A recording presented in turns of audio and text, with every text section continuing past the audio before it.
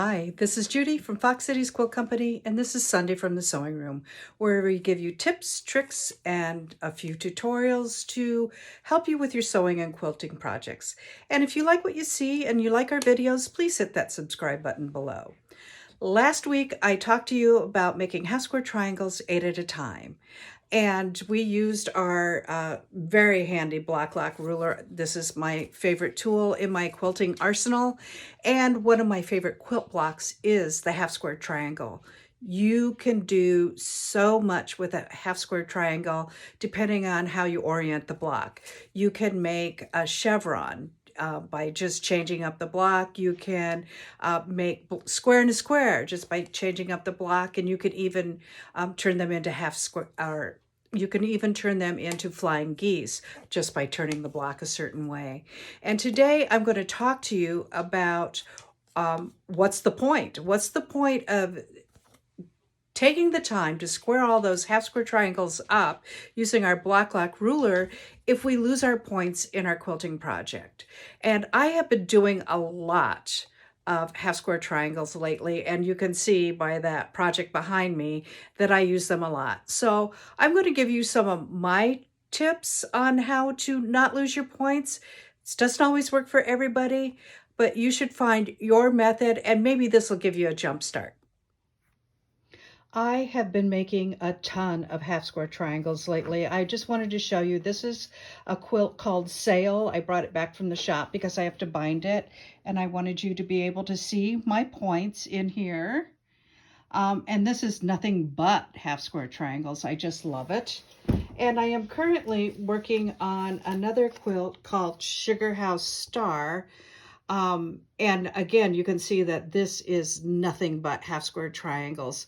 And you can also see what I was talking about, depending on how you place them in your quilt, they come up with different patterns and different looking designs. They're so versatile. As a matter of fact, these are all half square triangles in a half square triangle that is sewn to another half square triangle. So all of these half square triangles get sewn onto another half square triangle. It's absolutely so much fun, and you're going to be so much happier with your work, and I'm going to try and show you how to not lose those points. So what I have done here is I have made a whole bunch of half square triangles. I made them 8 at a time using the method that I showed you last week, and I trimmed them up with my black lock ruler so that you can see that the points look really darn good. So what I've done now is I have sewn 3 half square triangles together. So they're all kind of facing the same way.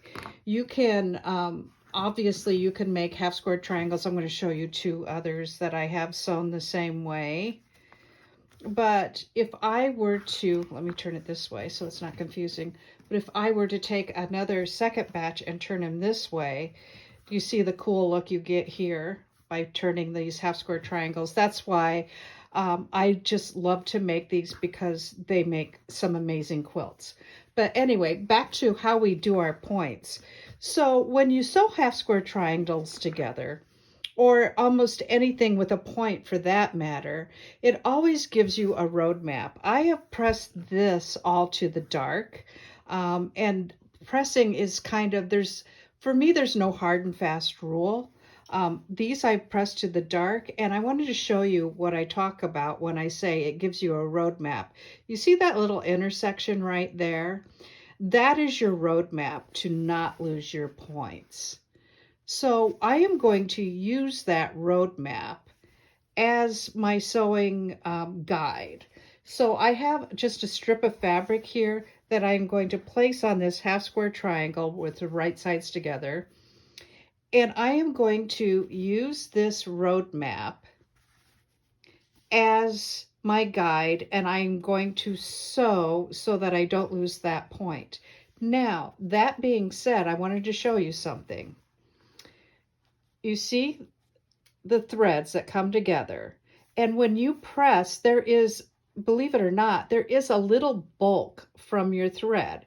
And so when I sew this, and I'm going to take out my friction pen and show you so that you can see it, I want to sew just on the other side of that point, and I'm going to try and mark it for you to see, so that when I go to flip this over, and I'm probably going to press towards the half square triangles, then I have also accounted for the bulk of that thread. Can you see that dot that I put on there? And that dot is going to be my guide. I don't want to sew right directly on that intersection. I just want to sew like one thread towards your seam allowance from that intersection. And I'm going to go sew that and show you exactly what I mean. Okay, so I have sewn that now, and you can see if I put that up to my camera, I am not exactly on that intersection, but I am just one thread past the intersection to the seam allowance, where that intersection was on my half square triangle, and the same is true for over here. So let me go, and I'm going to go press this, and I'm going to press towards the half square triangles in this case, so we can see how I did my points. Okay, so I have sewn and I have pressed to my triangle, and there are my points. Those look pretty good. I could have taken just one little thread more to make it even sharper, but I would rather have it be nice and pointed like this rather than cutting one off. And if you take too much, what happens is, let me just squeeze this, and then you don't get those nice points, you get gapping. So there is no gapping here. I like this look and I'm quite happy with it. But practice, practice, practice. Practice makes perfect. But now you don't always have a roadmap, because remember how I pressed these half square triangles? I pressed them to the dark. Now, as you can see on the back towards the top, I don't have a roadmap. I could have pressed these open like this and had a roadmap both ways. You see that little intersection where the pink makes a triangle or an arrow right to there? I could have done that, but I just wanted to show you what happens when you don't have an intersection, because maybe you're nesting seams. So let me show you what that looks like. Sometimes I just don't have a roadmap. I don't want to lose those points. If I have a white fabric, you can see that it's pretty easy to see through there, and I would know where that point is. If I turn this over and I still want to know where that point is, I can always remember my friction pen? If I go like this, I can feel where that point ends, and I can mark it like this. So now I have marked my intersections. Do you see them there? And now I know that I need to sew just one little thread on the other side of that intersection. So I'm going to sew it right there. And I'm going to sew it right there. So let me go over to my sewing machine and we'll see how that works out for me. Okay, so I have sewn at that intersection that I drew with my friction pen, and you can see it there and there. And I'm going to flip this up and just finger press it so that you can see my points do look really good. So you can see there, and you can see there. Now that works for me with the friction pen. It may not work for you. I do not like pinning when there's a lot of seams here, because what happens for me is the pins do distort the fabric in the seam. But you need to do it the way that works for you. You could pin here and not in the seam, and here, if that is helpful. But I don't like pinning in this seam right here, because it will distort or bend the fabric just a little bit. Now, the question becomes is, what happens if I have a blind spot and I can't see any direction, or I'm doing point to point? Well, and especially if I want to nest my seams. So let's say, for the instance, this one, I'm going to finger press this way. Okay. And then I want this to go to the same way, because I want this point and this point to match up there. And I'm going to I'm going to finger press this to the light this time because I do want those seams to nest. I really like to be able to nest seams. So I'm going to flip this over, and here I do have a road map, but as you can see, that's not much of a seam allowance. So I did not do a very good job with that seam allowance.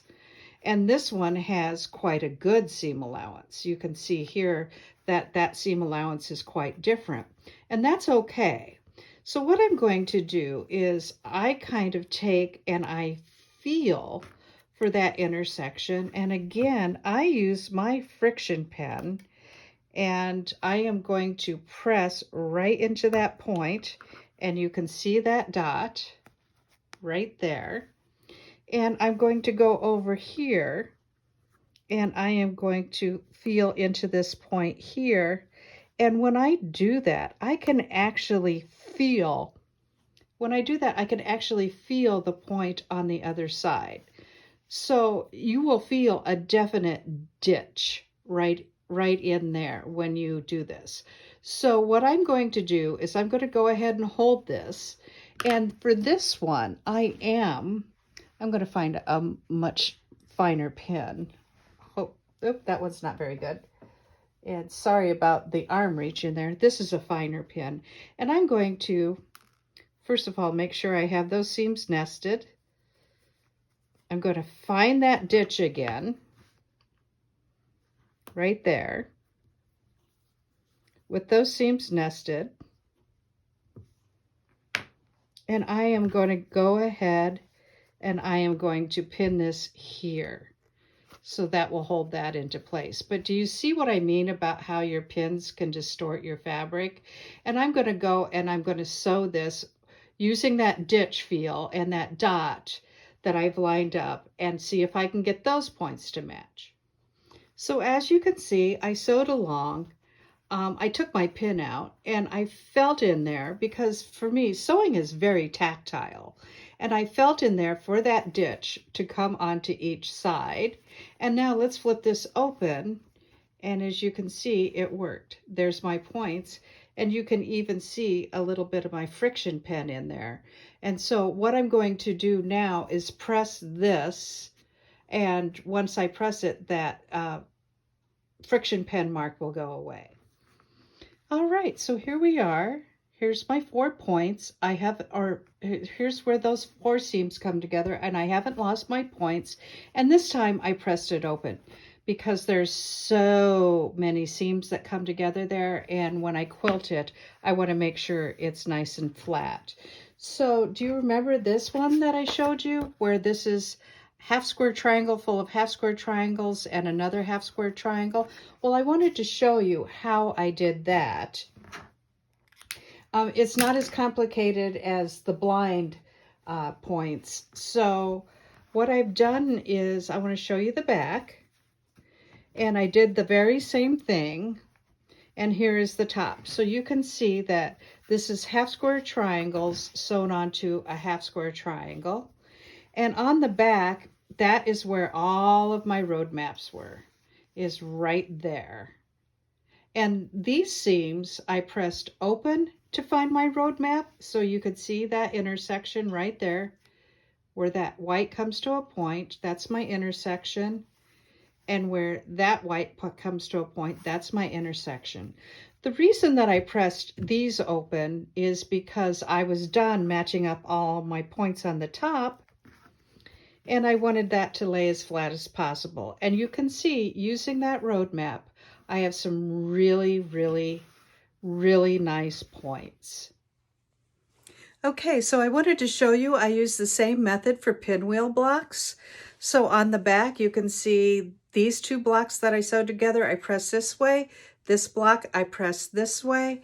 I put them together using that blind point method. So I felt with my friction pen and looked for my ditch, and I got those to have some really pretty points in the center. There's one, and then there is 2. So that's going to work out just absolutely fantastic. You can see the half square triangle blocks that I have behind me that are going to go into that sugar house star.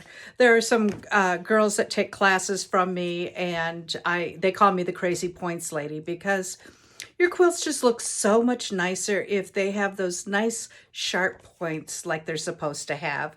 But you know what? I don't always make them perfect. Practice, practice, practice. And that's what's great about crafting is you do what you love, and then you try and get better and better and better with each project. And that's a great life. So this is Judy from Fox Cities Quilt Company, Sunday from the Sewing Room. Thank you so much for watching. Bye-bye.